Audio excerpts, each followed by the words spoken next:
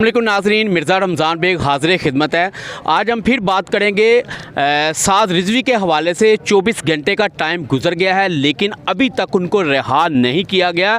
लाहौर नहीं, पंजाब नहीं, बल्कि पूरे पाकिस्तान में तहरीक लब्बैक के हज़ारों नहीं लाखों कारकुन वो सड़कों पर मौजूद हैं और उनकी रहाई के लिए वो एहतजाज कर रहे हैं। और उनका कहना है कि फ़िलफ़ौर उनको रहा किया जाए क्योंकि ताजदार ख़त्म नबूवत पे कोई कंप्रोमाइज़ नहीं है। और हम बीइंग अ मुसलमान हमारा भी ये फ़र्ज़ है कि हम उनका साथ दें। हमारे साथ कुछ कारकुन मौजूद हैं, उनसे भी बात करते हैं कि वो क्या कहते हैं कि अभी तक उनको रिहा नहीं किया गया, बल्कि उनका कहना है कि उनके जो कारकुनों को शहीद भी किया गया। हमारे साथ कारकुन मौजूद हैं, उनसे बात करते हैं। अच्छा ये बताएं कितने कारकुन शहीद हो गए और अभी तक क्या मामला हुआ है? तकरीबन इस वक्त की जो हमारे पास रिपोर्ट है और हमारे पास जो वीडियोस की सबूत है उसमें तकरीबन 20 के करीब हमारे कारकुनान शहीद हो चुके हैं और विद प्रूफ है।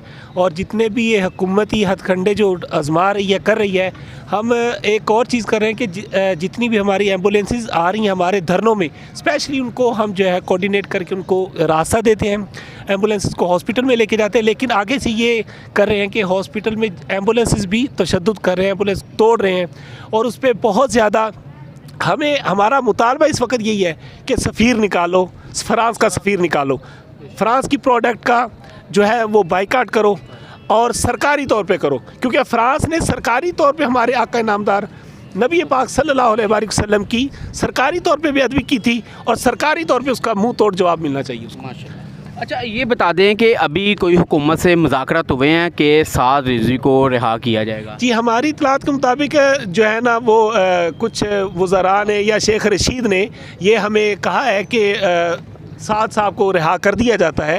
मुसद्दका इतलात के मुताबिक ये भी चीज़ हमारे पास पहुंची है कि साद रिजवी साहब को इन्होंने कहा कि हम आपको रिहा कर देते हैं, आप इस मुतालबे से पीछे हट जाएं।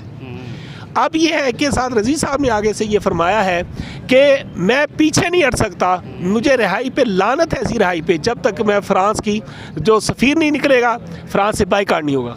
बिल्कुल जी, बड़ी अच्छी बात की है क्योंकि ख़त्म नबूवत पे कोई कंप्रोमाइज़ नहीं है। और भी कारकुन हमारे साथ मौजूद हैं, उनसे भी बात करते हैं। आप क्या कहेंगे? हम यही कहेंगे कि देखें, हर बंदे ने कलमा पढ़ा हुआ है। फ्रांस के हवाले से हर बंदे के जज्बात यही है, ये खाली लब्बैक का नहीं है, हर बंदा कलमा गो है। तो हर बंदे को चाहिए कि इस वक्त मैदान अमल में आए, ना कि घर बैठकर लोगों के सामने तानो तशरी। और अभी आप देख रहे हैं कि सूरत हाल आपके सामने है। हम लोगों ने एम्बुलेंसेस को रास्ता दिया और हुकूमत क्या कर रही है, बदनाम करने के लिए हम पर डाल रही है, जबकि ऐसा कुछ भी नहीं है। आप यहाँ देख रहे हैं, सर्वे कर रहे हैं, बैठे हैं, अभी आपके सामने एम्बुलेंस गुजरेंगी, आप देखेंगे। और इसी तरह एक और मामला भी है कि जगह जगह पर ना जी ये मामला ख़राब कर रहे हैं, शेलिंग की जा रही है। हम लोगों ने ना कोई डाका डाला है, ना हमने कोई करप्शन किया है, कुछ भी नहीं है। हमारा मुतालबा क्या है, फ्रांस के सफ़ीर को दरबदर किया, मुल्क बदर किया जाए। अगर ये मुतालबा मानने के काबिल नहीं था तो फिर हुकूमत ने हमारे साथ माहिदा क्या किया। और वज़ीर आज़म पाकिस्तान को डूब के मर जाना चाहिए कि उसने इतने बड़े मनसब पर बैठ के, और जब आप खुद ऐलान किया कि हम जी 20 अप्रैल तक इसके ऊपर काम करेंगे, अभी तक नहीं किया, अपनी ज़ुबान के पास नहीं है। और कहते नहीं मैं आशिक़ रसूल हूँ, ये आशिक़ रसूल नहीं है। जहन्नम में अगर कोई जाएगा ना सबसे पहले इसको ही डालेंगे।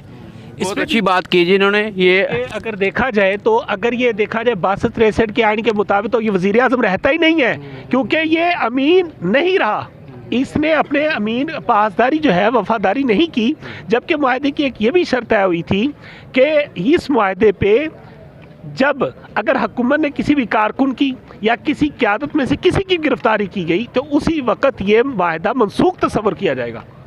ये मुआहदे की शिक थी कि अगर किसी को भी गिरफ्तार किया गया, जबकि इन्होंने पहले 3 महीने का टाइम दिया, फिर 2 महीने का इनको टाइम दिया गया, उसके बाद इन्होंने मुसलसल जो है वो सुस्ती और काहली दिखाई और अवान बाला में या पार्लियामेंट में कोई किसी किस्म का बिल अभी तक नहीं पेश किया। उसके बाद जब हमारी तहरीक ने ऐलान किया कि 12 बजे रात को 20 तारीख को 12 बजे जब हम 12:01 पे हम अमीरुल मुजाहिदीन रहमतुल्लाह अलैह की मज़ार से निकलेंगे, तो फिर इन्होंने क्या अगले ही रोज़ अमीरुल मुजाहिदीन रहमतुल्लाह अलैह के जानशीन और साहबजादा हाफिज़ साद हुसैन रज़वी साहब को गिरफ़्तार कर लिया गया। हालांकि आज ही आर्डिनेंस, उसी दिन आर्डिनेंस पेश किया गया कि 10 दिन पहले जो है वो वारंट जारी किए जाएंगे गिरफ्तारी के, लेकिन साद रिजवी साहब को बगैर वारंट के जारी किया गया। जी बिल्कुल, साद रिजवी को बगैर वारंट के गिरफ्तार किया गया और पहले मायदा भी हुआ तो उनको गिरफ्तार नहीं किया जाएगा।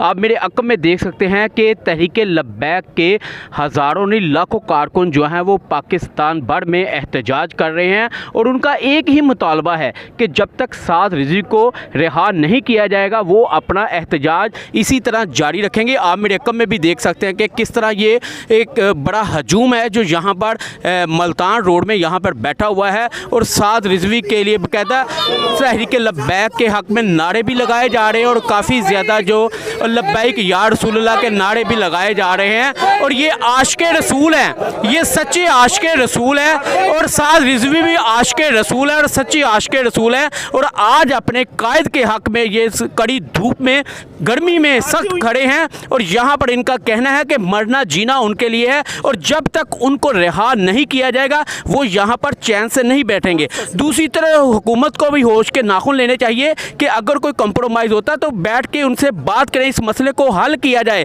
क्योंकि कारकुन इस टाइम लाहौर नहीं, पंजाब नहीं, पाकिस्तान भर में सरापा एहतजाज है। तमाम लाहौर की सड़कों पर कारकुन इस टाइम बैठे हुए हैं और मुतालबा कर रहे हैं हुकूमत से कि हमारे कायद को रहा किया जाए। अगर उनको रहा नहीं किया जाता तो हम अपना एहतजाज जारी रखेंगे। जी।